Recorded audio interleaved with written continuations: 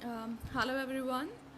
अभी थोड़ी देर पहले मैंने फेसबुक में स्क्रीन शेयर करके एक न्यूज़ शेयर की है कि उत्तराखंड में आज जो होने वाली 5 मौतें हैं उसमें से 2 डेथ्स जो हैं वो रोड एक्सीडेंट से ही हुई हैं, एक 17 ईयर ओल्ड बॉय की और एक 42 ईयर ओल्ड मैन की, and that was a road accident. और एक डेथ जो है सुसाइड हुई है, और सुसाइड केस में भी जो है डेथ बाद में डेथ होने के बाद जो है डेड बॉडी का जब पोस्टमार्टम किया गया तब वो कोविड से पॉजिटिव आई।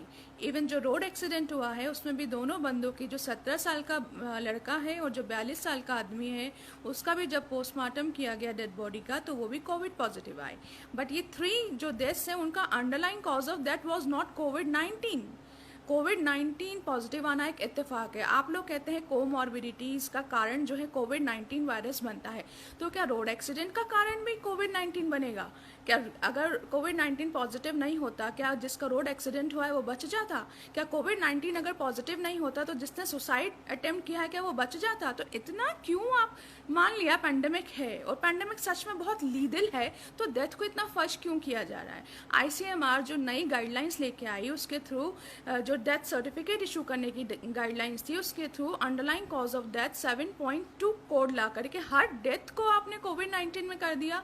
मतलब आरटीपीसीआर टेस्ट पॉजिटिव आ जाता है तो रोड एक्सीडेंट से होने वाली डेथ का भी अंडरलाइन कॉज ऑफ डेथ कोविड-19 होगा। मतलब साइंस का क्या मजाक उड़ाया जा रहा है just to fulfil the agenda of Bill Gates. आज रामदेव जी की दवाइयों पे इतना आप लोगों ने उछाल मचा दिया। क्या दवाइयाँ थी वो?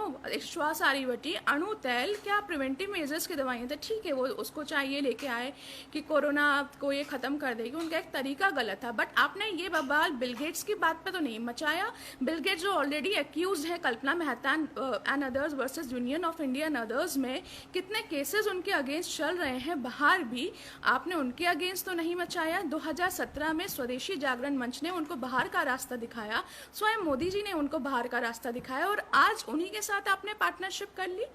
क्यों? और आप ये जो आज पूरा मीडिया वैक्सीन वैक्सीन वैक्सीन कर रहा है। इवन एस्ट्रोलॉजर्स भी, कल मैं देख रही थी, जो सूर्य ग्रहण के टाइम पे अपने एस्ट्रोलॉजी बता रहे थे जनवरी तक सब कुछ नॉर्मल हो जाएगा, वैक्सीन भी आ जाएगी। इवन एस्ट्रोलॉजर्स भी वैक्सीन के लिए बता रहे हैं, वैक्सीन का प्रचार कर रहे हैं। क्या आपने किसी को बताया कि ये वैक्सीन जो है जैसे पहले वैक्सीन बनती थी वैसी नहीं होगी? इस वैक्सीन के थ्रू मैसेंजर आरएनए डाला जाएगा, मतलब एक जेनेटिक कोड आपके अंदर इंट्रोड्यूस कराया जाएगा। और क्या गारंटी है कि वो जेनेटिक कोड साइटोप्लाज्म से न्यूक्लियस में जाकर के आपके अंदर जेनेटिक ऑल्ट्रेशंस नहीं ला सकता?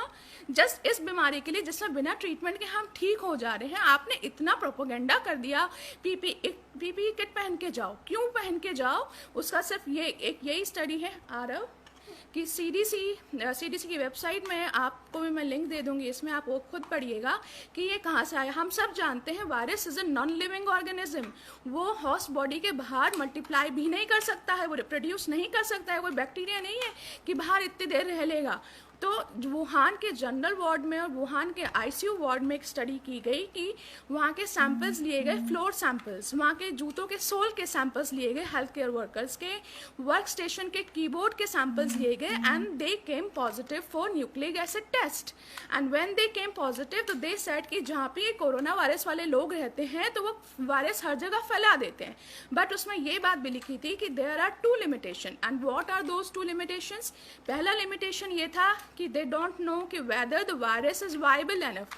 वाइबल एनफ मतलब वो इतना पोटेंट है भी कि वो इन्फेक्शन आगे कॉज करेगा, ये उनको नहीं पता। दूसरा ये बात नहीं पता थी कि एयर टू एयर ट्रांसमिशन उसका कितनी दूरी तक होता है।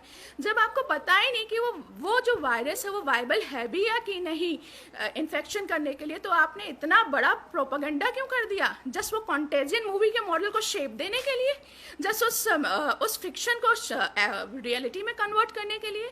जब तक कि बिल गेट्स महाशय अपने ये जो माइक्रोसॉफ्ट को छोड़ करके ये वैक्सीन वाले प्रोग्राम में नहीं आए थे, तब तक तो ना हमने कोई पैंडेमिक देखी थी, ना ही हमने ये सब कुछ कारण देखे थे। मतलब बिल्कुल हद हो गई है। मतलब रोड एक्सीडेंट को भी आप कोविड-19 के अंदर रख रहे हैं, सुसाइड को भी आप कोविड-19 के अंदर रख रहे हैं। और क्यों कर रहे हैं? क्योंकि आप लोग, जनता लोग चुप हैं, कोई आवाज़ नहीं उठाता है। एंड रियली मतलब आई एम टेलिंग यू कि जब तक किसी के सिर पे नहीं आएगी ना तो तब तक कोई आवाज़ नहीं उठाएगा। और अगर आज ही आप लोग आवाज़ नहीं उठाएंगे, आप पूछेंगे नहीं, इवन कम से कम जो लॉयर्स हैं they should see what is happening. And सबसे ज़्यादा डरपोक तो लॉयर्स ही हैं। मतलब जजेस आई एम सीइंग कि मतलब आजकल ई फाइलिंग भी नहीं हो रही है, मतलब सॉरी आजकल ई फाइलिंग हो रही है, पेपर फाइलिंग हो ही नहीं रही है कि पेपर के थ्रू कोरोना आ जाएगा। और कल आप बताइए इतना डर है तो कैशलेस करेंसी आएगी या नहीं आएगी? प्लीज़ यार use your brain, at least doctors please speak up. कोई आयुर्वेदिक डॉक्टर जो है वैक्सीन के लिए नहीं बोलता है, एक दूसरे की टांग खींचने के लिए लगे रहते हैं। At least speak up against the vaccine, read what is this vaccine actually, messenger RNA vaccine, why do we need vaccines? This is only what I want to say.